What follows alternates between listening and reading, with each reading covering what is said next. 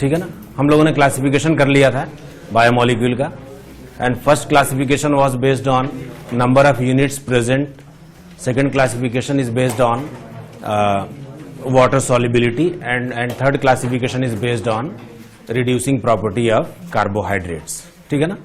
मैंने बताया था कि शुगर्स और नॉन शुगर्स दो तरीके के कार्बोहाइड्रेट होते हैं वाटर सॉल्युबिलिटी के हिसाब से, और रिड्यूसिंग प्रॉपर्टी के हिसाब से दो तरह के शुगर्स होते हैं, रिड्यूसिंग शुगर्स और नॉन रिड्यूसिंग शुगर्स।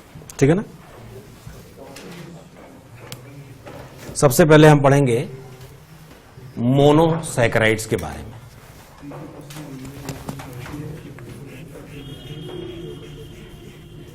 मोनोसैकेराइड्स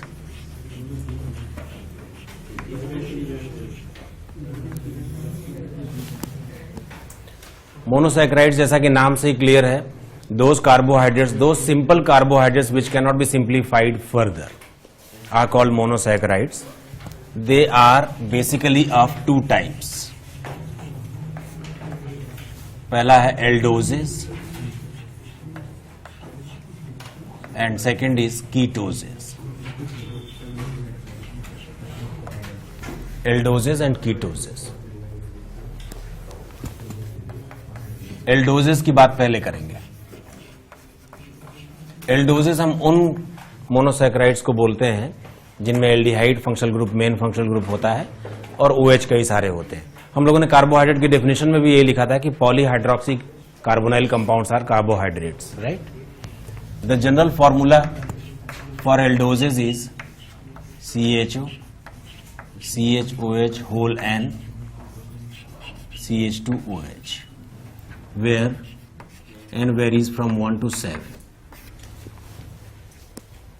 ठीक है ना। ये जनरल फॉर्मूला है एल्डोजेस का।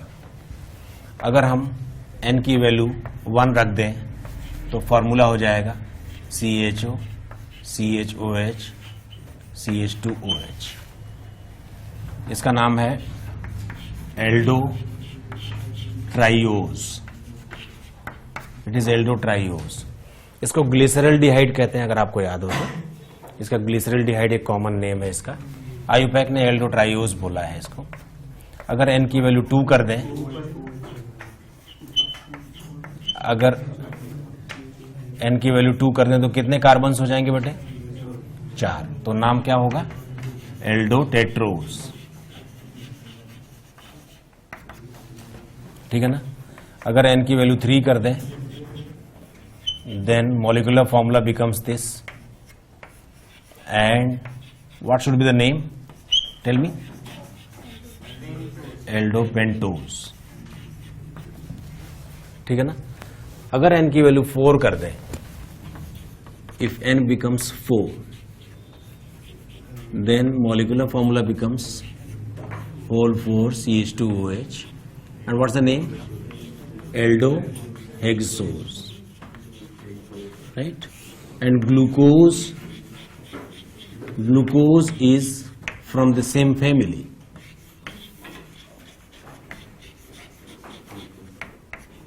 From this family, glucose is one of the members. There are 2 to the power 4 members possible in this family, and glucose, there are 2 glucose. One is, plus and D and L, या plus and minus. आपको तो पता है ना D और L कैसे बताते हैं, ठीक है ना। हाँ, D एंड L कन्फिगरेशन का असाइनमेंट करना भी अभी सिखा दूंगा आपको। समझ में आ गई बात? तो ये जो ग्लूकोज है, glucose belongs to the family which is aldohexose. ठीक है ना, बात समझ में आ गई। And the second is ketoses. General formula is CH2OH, C double bond O, CHOH whole N, CH2OH. N may be from 0 to 6. If N is 0, the molecular formula of compound becomes this. And what is the name? Name is ketotriose.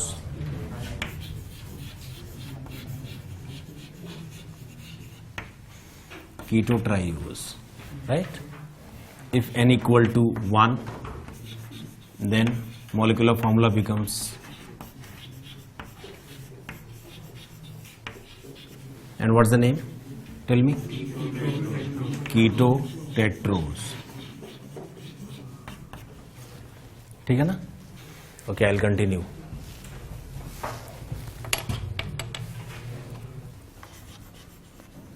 Then it becomes CH2, C double bond O, CHOH, whole 4, whole 2, whole twice, CH2OH.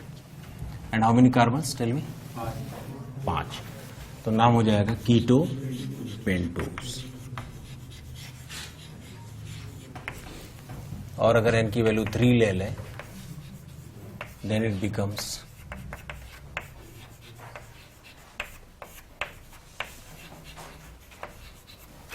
और तब इसका नाम होगा keto hexose. और fructose इसी family का member है. Fructose is a keto hexose.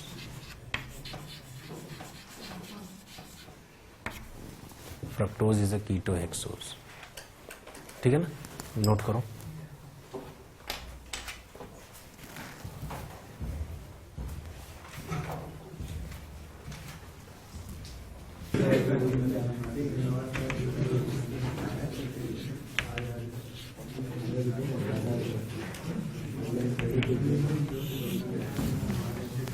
DL configuration is also known as relative configuration.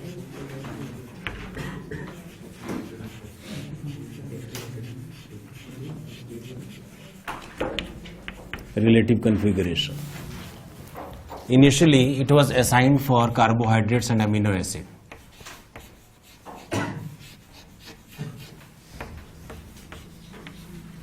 Assigned for carbohydrates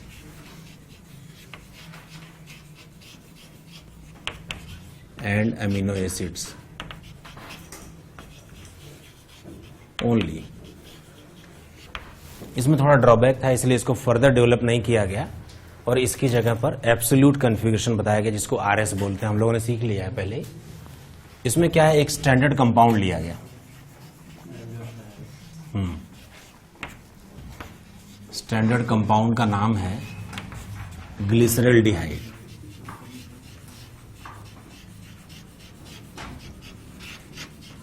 और फॉर्मूला था CHO, CHOH और CH2OH.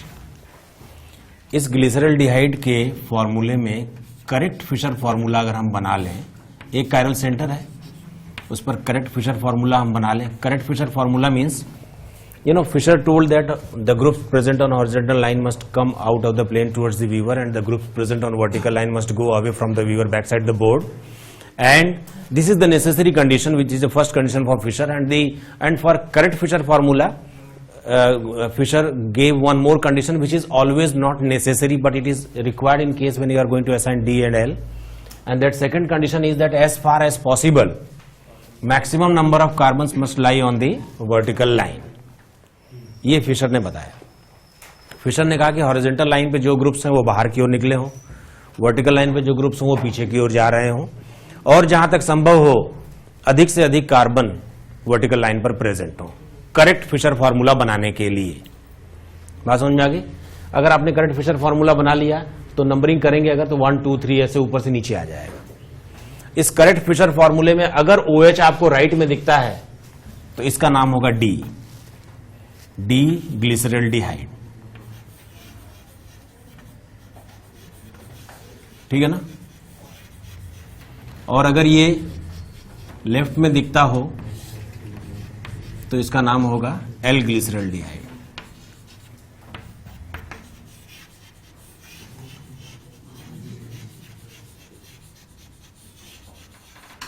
L glyceraldehyde.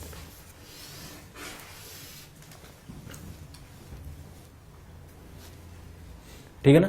और ये डी और एल एक दूसरे की मिरर इमेजेस होंगे, इनका मिक्सचर एनहांसोमेरिक मिक्सचर कहलाएगा. ये एनहांसोमर्स हैं एक दूसरे के. क्लियर होगी बात? और उस समय ऐसा कंसेप्ट बनाया गया कि डी ग्लिसरल्डिहाइड से शुरू करके जितने भी कंपाउंड बनाए जाएंगे वो सारे डी होंगे, और एल ग्लिसरल्डिहाइड से शुरू करके जितने भी कंपाउंड बनाए जाएंगे वो सारे एल होंगे।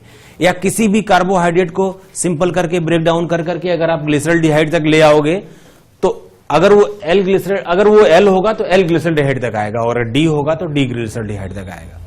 लेकिन आप जानते हो, अच्छा उन्होंने कहा कि if you are not performing any action on chiral center then configuration will never change. If you start with D-glyceraldehyde and you are not doing any reaction on chiral center, then all the new carbohydrates formed will be D only. लेकिन आप जानते हो कि अब हम ऐसा नहीं कर सकते। अब तो सिंथेटिक स्कीम इतनी ज्यादा स्ट्रांग है, इतनी ज्यादा एडवांस है कि आप चाहो तो इसको प्रोटेक्ट करके इसको COH बना के प्रायोरिटी चेंज कर लो। 1 2 3 ऐसे आ रहा था, अब 1 2 3 ऐसे जाने लग जाएगा। बात समझ रहे? तो इन कमियों की वजह से D और L को बाद में फर्दर डेवलप नहीं किया गया, उसकी जगह एक नया कन्फिग्रेशन लाया गया जिसको हम बोलते हैं एब्सोल्यूट कन्फिग्रेशन। तो ग्लूकोज और फ्रक्टोज का भी दिखा देता हूं कि कैसे बनते हैं, ठीक है।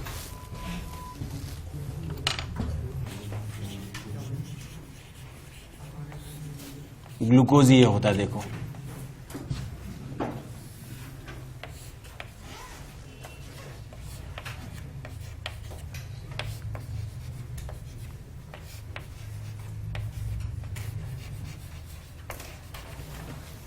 ग्लूकोज में करेक्ट फिशर फॉर्मूला ऐसे बना हुआ है 1 2 3 4 5 6।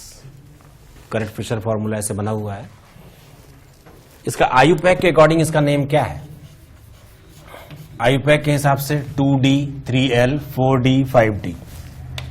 क्यों 2D 3L 4D 5D? और इसका पूरा नाम क्या है? 2 3 4 5 6 पेंटा हाइड्रोक्सी हेक्सेनल।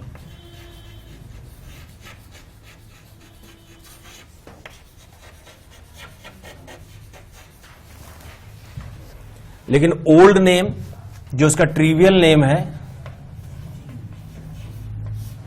वो है डी ग्लूकोज। पुराने जमाने में ये जो डी लिखा जाता था, ये डी कार्बन नंबर 5 पर जो कॉन्फ़िगरेशन है उसको देखकर लिखा जाता था। इसके बारे में ये पहले से ये व्यवस्था बनाई गई है कि यहां पर उस कार्बन का कॉन्फ़िगरेशन लिखा जाएगा, उस कायरल कार्बन का जो मेन फंक्शनल ग्रुप से सबसे ज्यादा दूरी पर है, the highest numbered chiral carbon, या फिर हाईएस्ट या फिर फारदेस्ट कायरल कार्बन, ठीक है ना। L glucose will be the mirror image of D glucose. तो जो कायरल सेंटर नहीं है उन पर आपको मिरर इमेज जैसी व्यवस्था मेंटेन करने की जरूरत नहीं है, केवल कायरल सेंटर्स पर मिरर इमेजेस मेंटेन कर दीजिए।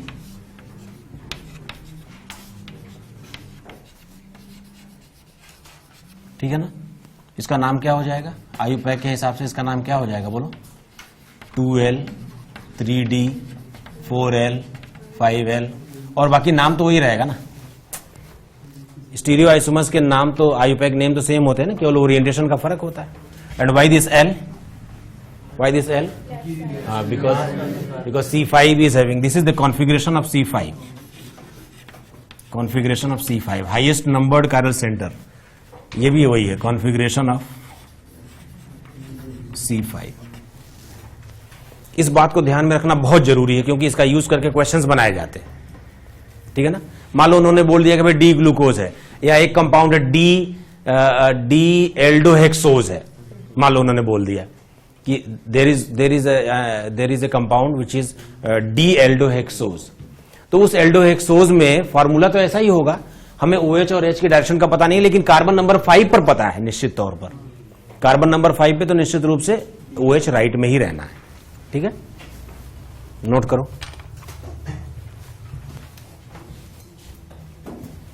Cyclic hemi acetal structure of glucose.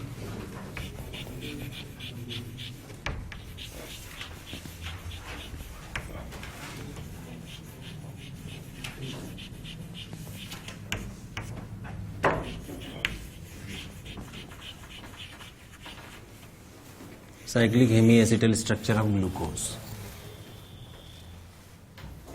ठीक है ना। क्या होता है अगर मान लो हमने डी ग्लूकोज लिया है,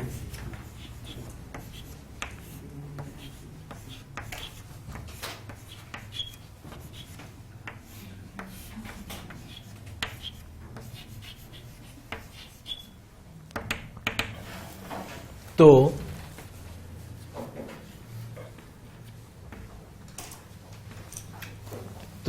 कार्बन नंबर 5 पर जो OH है वो इस कार्बोनाइल पर अटैक करता है। आपको तो पता है कार्बोनाइल कार्बन के ऊपर एल्कोहल की रिएक्शन होती है तो हेमी एसिटल और एसिटल बनते हैं।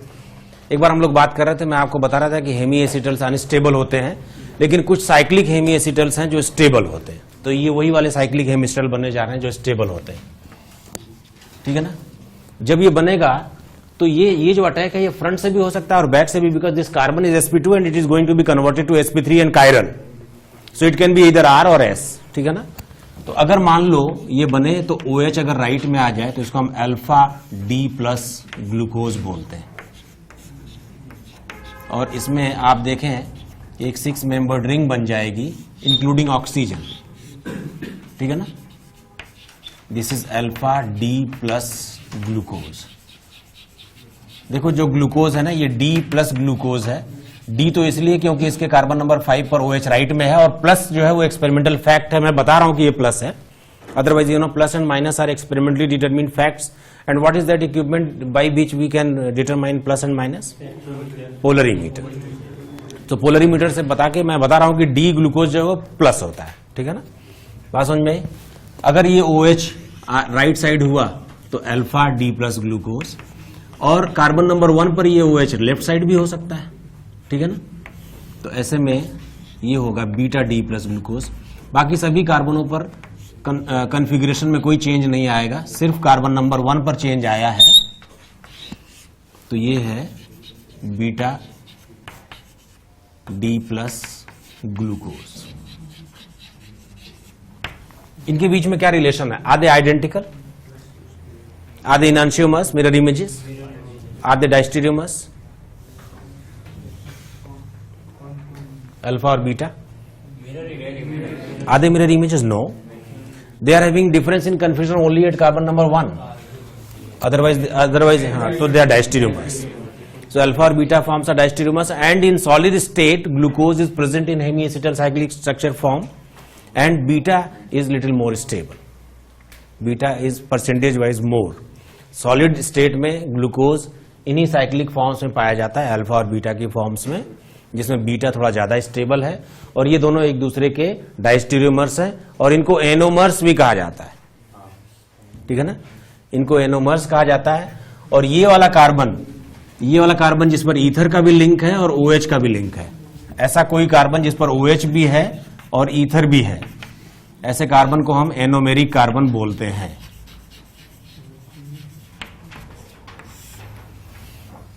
और जब कभी दो कार्बोहाइड्रेट्स में केवल एनोमेरिक कार्बन पर ही कॉन्फ़िगरेशन में डिफरेंस हो तो हम ऐसे कार्बोहाइड्रेट्स को एनोमर्स बोलते हैं। हम एनोमर्स की बात करेंगे अभी, पहले जरा 2-3 बातें इसमें लिख ली जाए। क्या आपने ये स्ट्रक्चर्स नोट कर लिया? जल्दी नोट करो।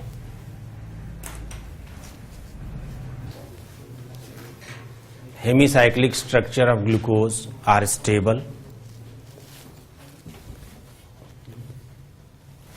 Hemicyclic structures of glucose are stable, and glucose in solid state is present in alpha and beta forms, beta being more stable, and glucose in solid state is present in alpha and beta forms, beta being more stable. एक और point लिख लो, alpha and beta are enomers of alpha and beta are diastereomers and they are called enomers of each other. Alpha and beta are diastereomers of each other and they are also known as enomers, ऐसे लिख लो, and they are also known as enomers. Alpha and beta are diastereomers of each other and they are also known as enomers. एक point और लिखो,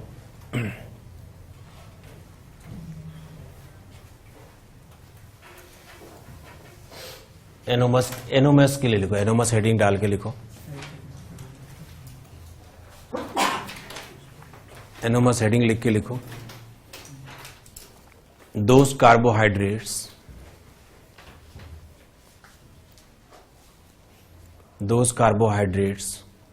which differ in configuration, those carbohydrates which differ in configuration only at anomeric carbon are known as anomers. Those, फिर से बोल देता हूँ, those carbohydrates which differ in configuration only at anomeric carbon are known as anomers. For example, alpha and beta glucose. Alpha and beta glucose, ठीक है ना। उसी भी कंटिन्यूएशन में लिख लो एपीमर्स के बारे में जरा।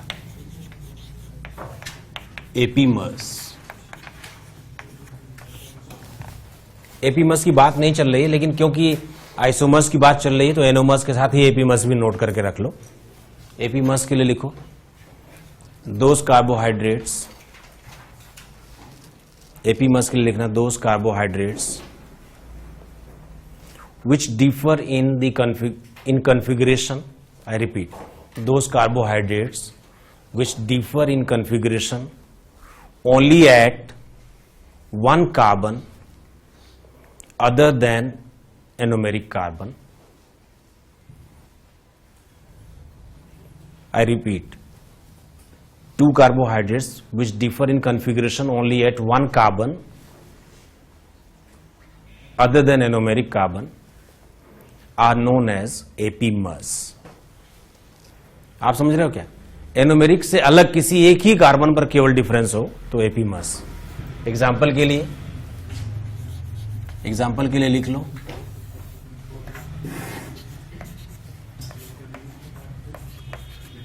ये है ग्लूकोज,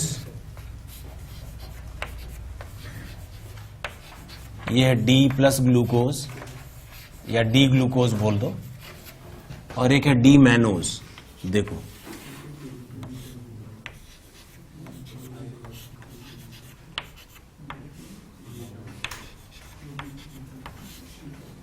डी मैनोज, मैंने गलती कर दी ना, C2 एपीमर्स है ये, यानी 2 पर यहां है OH,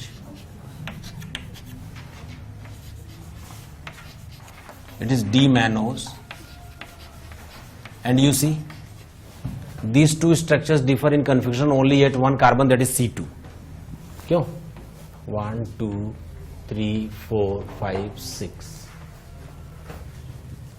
1, 2, 3, 4, 5, 6. तो इन दोनों को C2 एपीमर्स कहा जाता है। जब हम एपीमर्स का रिलेशन स्टेब्लिश करते हैं तो हम उस कार्बन का नंबर भी लिखते हैं जिस कार्बन पर केवल डिफरेंस आया है, और वो कार्बन एनोमेरिक कार्बन नहीं होना चाहिए, यानी कि वो ऐसा कार्बन नहीं होना चाहिए जिस पर OH भी हो और ईथर लिंक भी हो। ठीक है ना, नोट करो।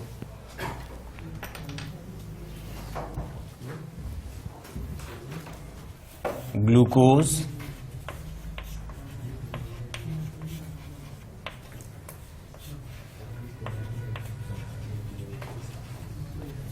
ये है डी ग्लूकोज,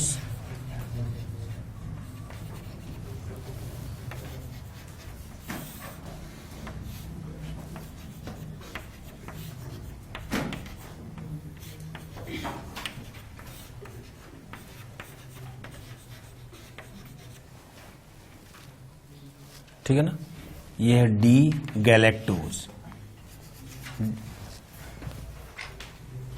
मैंने मिस्टेक कर दी, C5 नहीं है, C4 पर।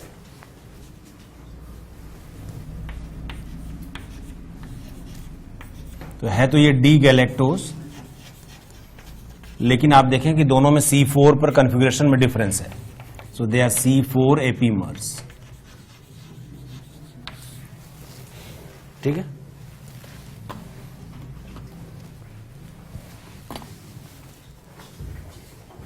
समझ में आई बात?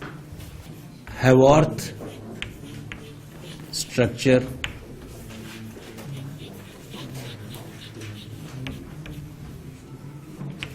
Of glucose.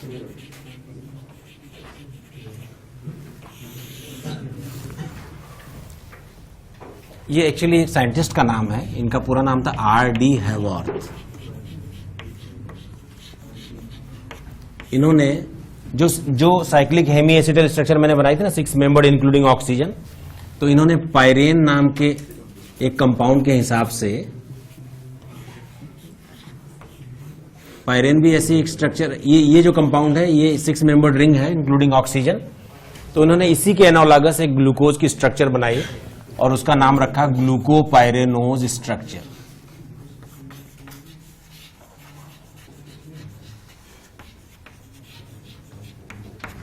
ये this compound is named as pyran, और इसी की नकल करके इन्होंने ग्लूकोज की स्ट्रक्चर बनाई, पायरेनोज स्ट्रक्चर, पूरा नाम रखा ग्लूकोपायरेनोज स्ट्रक्चर। ठीक है ना? कैसी होती है साहब स्ट्रक्चर? वो 6 मेंबर्ड रिंग मैंने आपको बताया था ना। तो इन्होंने कहा कि ऑक्सीजन को यहां रख लो, ये एक 6 मेंबर्ड रिंग रहेगी। मतलब ये, like I want to show that this ring is kept before you horizontally. Can you visualize? ये रिंग ऐसे रखी हुई है आपके सामने, ऐसे। इसमें जो ग्रुप्स हैं वो ऊपर और नीचे, ठीक है ना? This is carbon number 1, this is 2, 3, 4, 5, और 6 कार्बन रिंग का हिस्सा नहीं। Carbon number 6 is not the part of ring. तो अगर 2 पर आपको OH नीचे बनाना है, 3 पर OH ऊपर बनाना है, 4 पर OH नीचे बनाना है, 5 पर OH नहीं आता, CH2OH आता है, which is actually carbon number 6, और इन खाली जगहों को H से भरना है। अगर कार्बन नंबर 1 का OH नीचे आया तो इसका नाम होगा अल्फा D प्लस ग्लूकोज।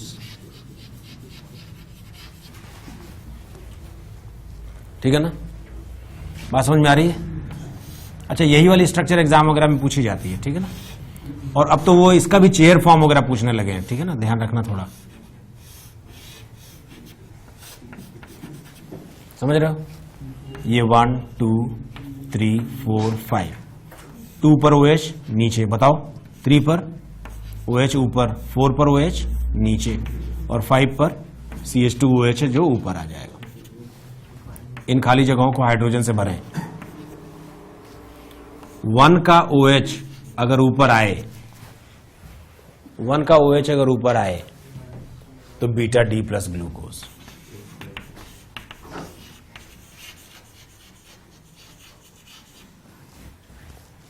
ठीक है ना? बात समझ में आ रही है? अगर आप इसका चेयर फॉर्म बनाओगे, साइक्लोहेक्सेन रिंग का चेयर फॉर्म बनाओगे, इसका पायरेनोज रिंग की चेयर फॉर्म बनाओगे, तो बीटा वाला जो OH है वो इक्वेटोरियल पे चला जाता है।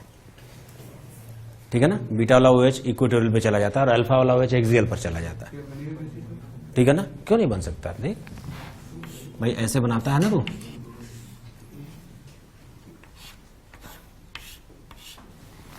ठीक है ना? तो जो बीटा, जो कार्बन नंबर 1 यहां पर है, तो बीटा फॉर्म पे जो OH है वो इक्वेटोरियल और जो H है वो एक्सियल, जबकि अल्फा फॉर्म में जो OH है वो नीचे की ओर है तो वो एक्सियल आ जाएगा। तो आपको तो पता है कि एक्सियल पर डाई एक्सियल रिपल्शन होता है, और बड़े ग्रुप अगर इक्वेटोरियल पर हो तो सुखी होते हैं। मैंने इसीलिए लिखवाया था कि बीटा थोड़ा ज्यादा स्टेबल है। अभी बात हुई थी कि beta is little more stable as compare to alpha, although they are enomers of each other, but beta is little more stable, and in solid state glucose is present in alpha beta forms and beta is slightly more stable. ठीक है ना? बात हुई थी। Cyclic structure है, this cyclic hemicyclic structure of benzene is present when not benzene, I'm sorry, hemicyclic structure of glucose is present when glucose is present in solid state. अब मान लो कोई रिएजेंट आप ले आते हैं जो वीक है, जो इस हेमीसाइक्लिक स्ट्रक्चर को तोड़ नहीं सकता, तो उसको CHO नहीं मिलेगा। जनरली क्या होता है, जो रिएजेंट्स आते हैं वो इसको ब्रेक कर देते हैं, जब ब्रेक करके ओपन चेन में बदलता है तो इसके पास एक CHO आ जाता है। Free CHO group is present, free aldehyde group is present in case when this hemicyclic structure is broken and is converted to open chain glucose structure, और तब एल्डिहाइड की जो रिएक्शंस है वो हो जाएंगी। लेकिन मान लो कोई ऐसा रिएजेंट है जो इतना ताकतवर नहीं है कि वो हेमीसाइक्लिक स्ट्रक्चर को तोड़ सके, तो वो रिएक्शंस नहीं हो पाएंगी। जैसे DNP टेस्ट नहीं देता ये ग्लूकोज, सोडियम बाइसल्फाइड्स के साथ टेस्ट नहीं देता। क्यों? क्योंकि वो वीक रिएजेंट्स हैं और वो हेमीसाइक्लिक स्ट्रक्चर की रिंग को ब्रेक नहीं कर पाते और उनको फ्री स्टेट में एल्डिहाइड ग्रुप नहीं मिलता, तो इसीलिए वो रिएक्शन नहीं शो करते। जबकि आप जानते हैं कि डीएनपी जो है वो कार्बोनाइल का टेस्ट है, सोडियम बाइसल्फाइड का टेस्ट भी कार्बोनाइल नहीं देते, लेकिन ग्लूकोज वो टेस्ट नहीं देता। ठीक है ना?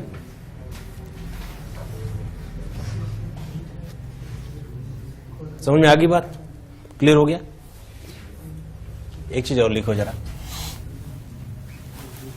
मिथाइल ओ ग्लूकोसाइड बनता है, फॉर्मेशन ऑफ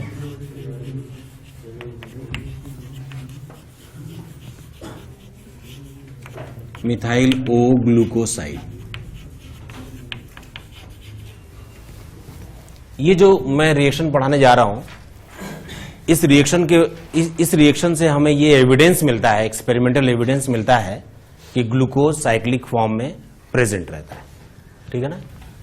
बात समझ में आ गई? जरा देखो, अगर मान लो ग्लूकोज जो है वो साइक्लिक फॉर्म में प्रेजेंट है, मान लो हमने अल्फा डी प्लस ग्लूकोज ले रखा है, ऐसे हेमीसाइक्लिक स्ट्रक्चर ले लेता हूं, हेमी एसिटल स्ट्रक्चर।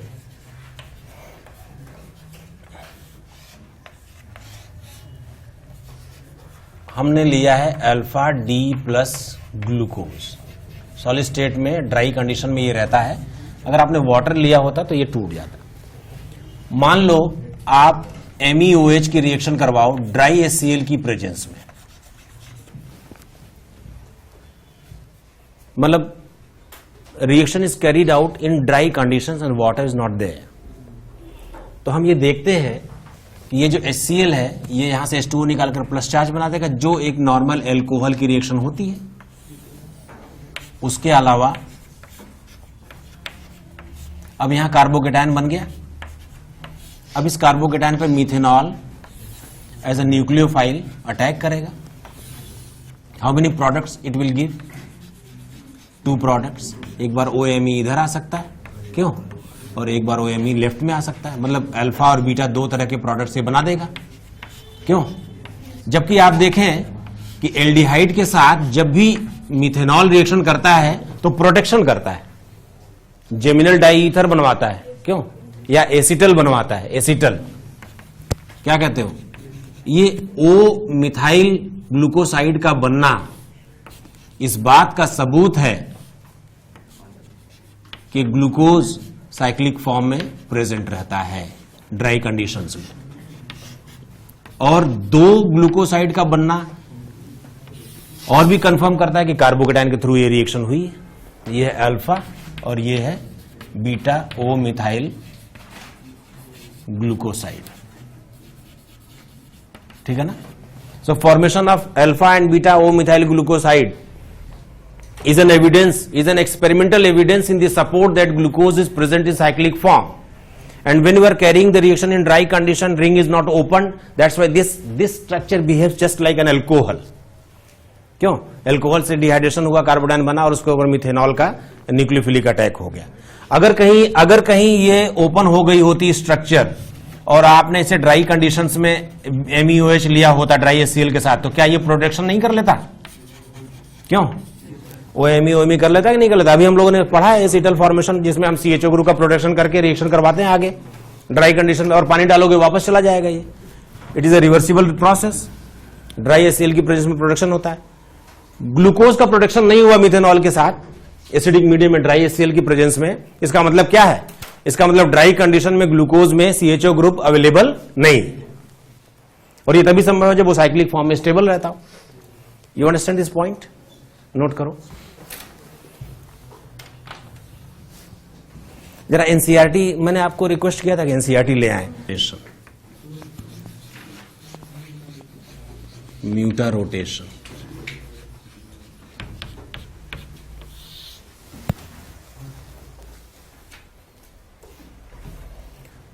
जरा पहले समझ लें म्यूटा रोटेशन क्या होता है, फिर लिख भी लेंगे। क्या होता है? मान लो हमने अल्फा डी प्लस ग्लूकोज ले लिया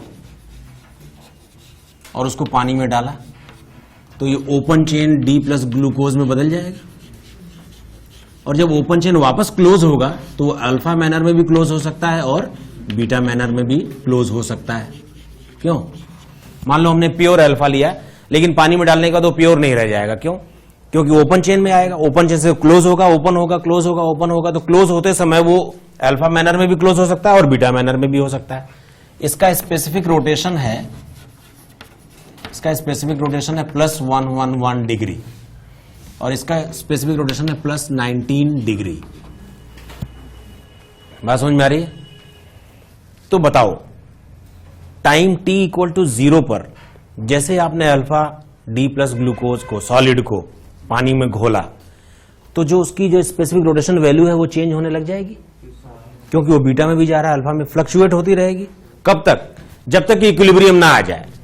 at equilibrium it's value is constant and it becomes +52.5 degree. ये वो वैल्यू है ग्लूकोज की स्पेसिफिक रोटेशन की वैल्यू जो हम न्यूमेरिकल्स वगैरह में या क्वेश्चंस में यूज करते हैं, या कहीं कोट करना हो तो हम ये वैल्यू लिख देते हैं। But actually you know glucose is present in the form of alpha and beta in solid state. अच्छा, प्योर अल्फा या प्योर बीटा का हम यूज भी नहीं कर सकते, क्योंकि जैसे आपने पानी में डाला वैसे ही वो कन्वर्ट हो जाना है, इक्विलिब्रियम में आ जाना है।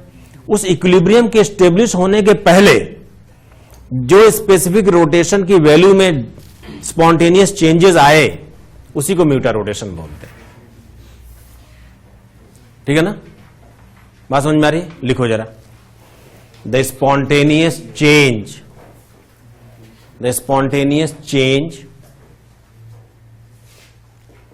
in the specific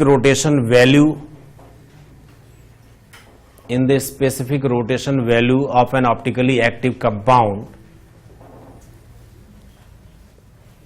the spontaneous change in the specific rotation value of an optically active compound is known as muta rotation. बात समझ में आ रही है? उसको हम बोलते हैं म्यूटा रोटेशन। क्लियर है? नोट करो।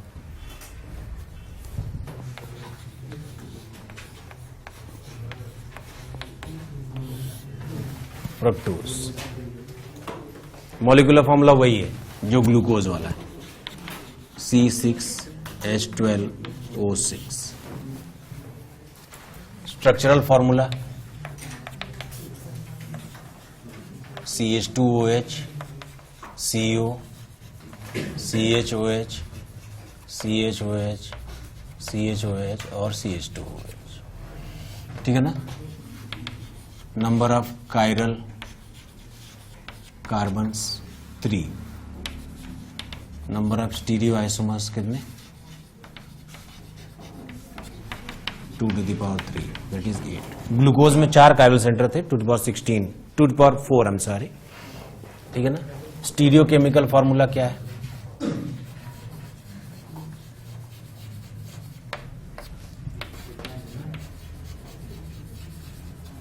स्टीरियो केमिकल फॉर्मूला क्या है भाई?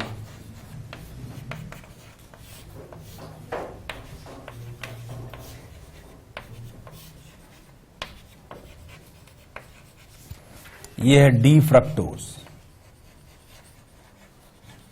Y D? Tell me why D? Because this farthest chiral center from the main functional group is having OH at right side. वैसे इसका आयुपैक नेम तो लिख लोगे? इसका आयुपैक नेम क्या हो जाएगा बोलो? 1, 3, 4, 5, 6। पहले तो लिखना 3D, 3L, 4D, 5D, ये तो कन्फिग्रेशन हो जाएगा। फिर आप लिख लोगे 1, 3, 4, 5, 6 पेंटाहाइड्रोक्सी हेक्सेन 2O। ठीक है ना? और इसका एल फ्रक्टोज कैसा? अच्छा, डी फ्रक्टोज जो है ना माइनस होता है और एल फ्रक्टोज जो है वो प्लस होता है। आपको तो पता है डीएल का और प्लस माइनस का कोई रिलेशन नहीं है।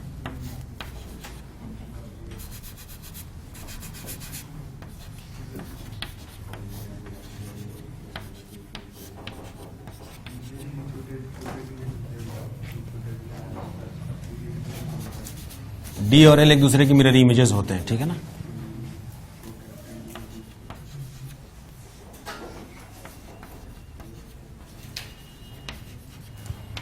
It is L plus fructose.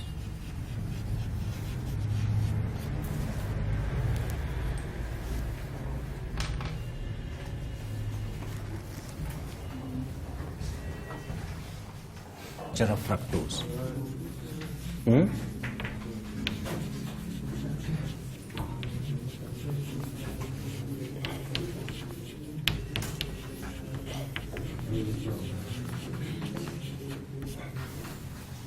Cyclic hemi acetal structure of fructose देख लो भाई, CH2OH, C डबल बॉन्ड हो।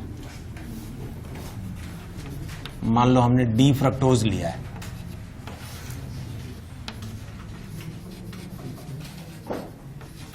तो ये जो OH ग्रुप है ना कार्बन नंबर 5 पर 1 2 3 4 5 6, तो कार्बन नंबर 5 पर जो OH ग्रुप है यही कार्बोनाइल पर अटैक करता है।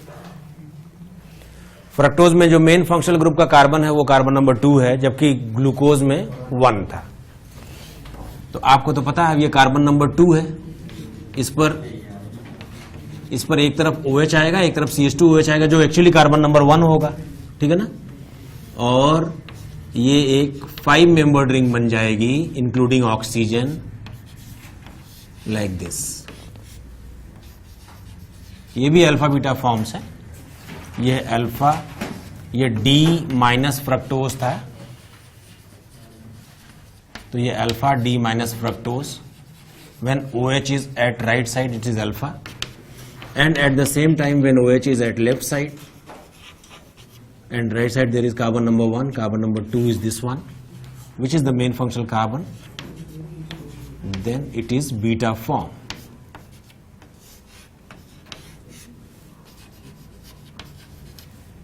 This is beta D minus fructose. ये दोनों भी एनोमर्स हैं, क्योंकि एनोमेरिक कार्बन पर डिफरेंस आया है। एनोमेरिक कार्बन जरूरी नहीं कि कार्बन नंबर 1 हो। Anomeric carbon is that carbon in which OH and ether both links are present, ठीक है। तो केवल एनोमेरिक कार्बन पर ही कन्फिगरेशन में डिफरेंस आए तो इनको एनोमर्स कहा जाता है। मैंने पहले ही बता दिया आपको। So alpha beta forms of fructose are actually anomers, ठीक है ना। इसको भी हैवार्थ ने हैवार्थ स्ट्रक्चर बनवाई है, इसमें भी हैवार्थ स्ट्रक्चर्स ऑफ फ्रक्टोज। इसमें हैवार्थ साहब ने फ्यूरेन नाम का एक कंपाउंड, उससे इंस्पिरेशन लेकर, फ्यूरेन नाम का ये कंपाउंड है, इसी से इंस्पिरेशन लेकर 5 मेंबर्ड साइक्लिक रिंग बनाई जिसमें ऑक्सीजन प्रेजेंट है, उसका नाम रखा फ्रक्टोफ्यूरेनोज स्ट्रक्चर।